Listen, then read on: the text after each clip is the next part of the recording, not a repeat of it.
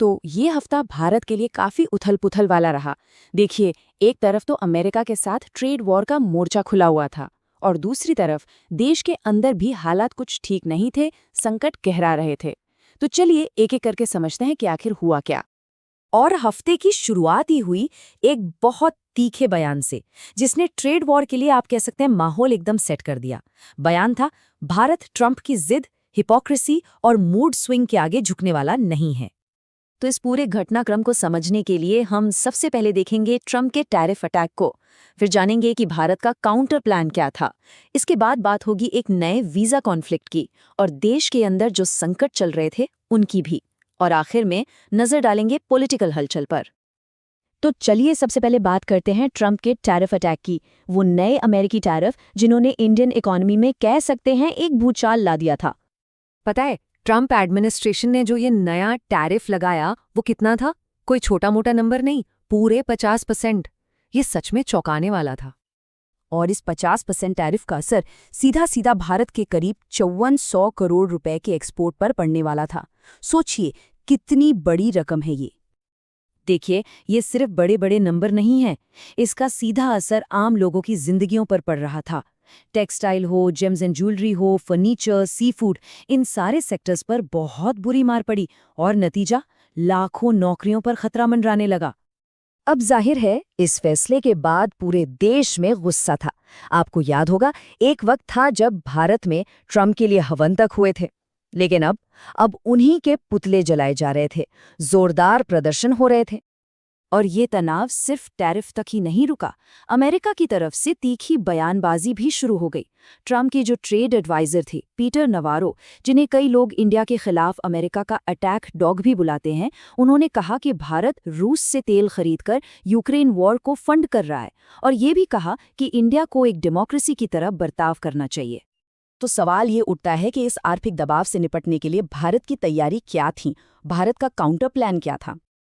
तो सरकार ने एक प्लान बनाया जिसका नाम था एक्सपोर्ट प्रमोशन मिशन या ईपीएम। अब ये है क्या?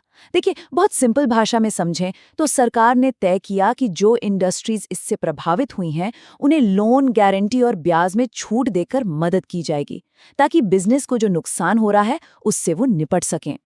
और इस नुकसान को कम करने के लिए सरकार ने एक 3 स्टेप प्लान सामने रखा।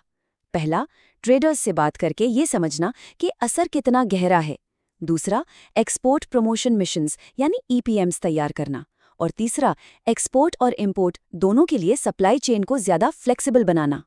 इसके अलावा सरकार ने एक और बड़ा कदम उठाया।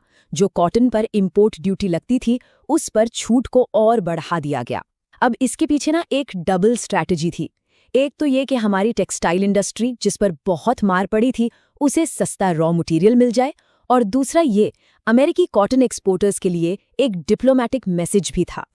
लेकिन सरकार के इन कदमों पर विपक्ष की राय बिल्कुल अलग थी। अरविंद केजरीवाल ने सरकार पर तीखा हमला बोला। उन्होंने कहा, मोदी जी ने ट्रंप के आगे घुटने टेक दिए, जितना झुकोगे वो उतना ही झुकाएगा, एक बार मुंह तोड़ जवाब तो दो। देखिए, ये लड़ाई सिर्फ ट्रेड वॉर तक ही सीमित नहीं थी। एक और मोर्चा था जहां टकराव बढ़ रहा था, और वो था H-1B वीजा प्रोग्राम। और यहाँ ना अमेरिका में जो बातें कही जा रही थीं और जो असलियत थी, उसमें एक बहुत बड़ा अंतर दिखता है। नैरेटिव क्या बनाया जा रहा था कि भारतीय लोग अमेरिकियों की नौकरियां ले रहे हैं, लेकिन डेटा क्या कहता है? डेटा बताता है कि 2015 से अब तक 70% H-1B वीजा भारतीयों को ही मिले, लेकिन उनमें से ज्यादातर को इंडस्ट्री की एवरेज सैलरी से भी कम पैसे दिए गए। तो सवाल तो उठता ही है कि ये सच में स्किल्ड वर्कर्स की कमी पूरी करने के लिए था या बस कम लागत पर काम करवाने का एक जरिया। तो ये सब तो चल रहा था ना इंटरनेशनल लेवल पर, लेकिन सवाल ये है कि उस वक्त देश के अंदर क्या हो रहा था, हालात कैसे थे? देश के अंदर भी कह सकते हैं एक दोहरी चुनौती मुंह बाए खड़ी थी। एक तरफ तो कुदरत का कहर था और दूसरी तरफ एक बहुत बड़ा सिक्योरिटी अलर्ट। जम्मू और कश्मीर में पिछले 100 साल की सबसे भयंकर बारिश हुई, जिसने बड़ी बड़ी तबाही मचाई।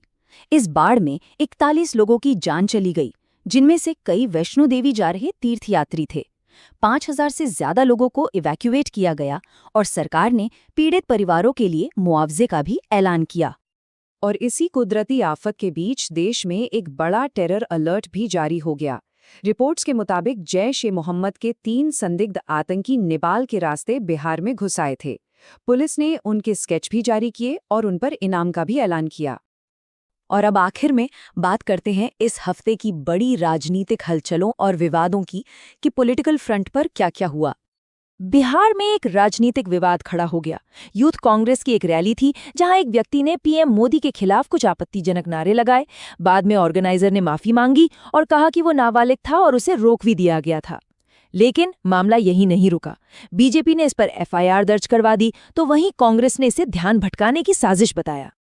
इसी हफ्ते एक और जरूरी बयान आया आरएसएस चीफ मोहन भागवत की तरफ से। उन्होंने आरएसएस और बीजेपी सरकार के रिश्ते को लेकर एक बहुत बड़ी बात कही।